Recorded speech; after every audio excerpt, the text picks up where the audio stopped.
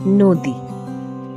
নদী হলো স্বাভাবিক প্রবাহমান জলধারা, যা পার্বত্য অঞ্চল বা উচ্চভূমিতে বৃষ্টির জল, বরফ গলা জল অথবা প্রস্রবণের জল থেকে উৎপন্ন হয়ে অভিকর্ষের টানে ভূমির ঢাল অনুসারে উৎস থেকে মোহনার দিকে প্রবাহিত হয়।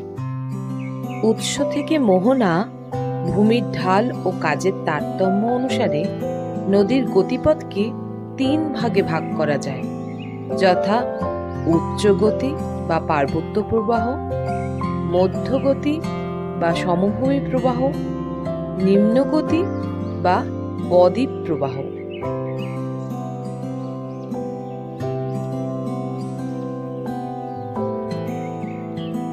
আমার এই অ্যানিমেশনগুলি যদি তোমাদের ভালো লাগে, লাইক, কমেন্ট এবং সাবস্ক্রাইব করে পাশে থেকো, আর বেল নোটিফিকেশনটা অন করে রেখো।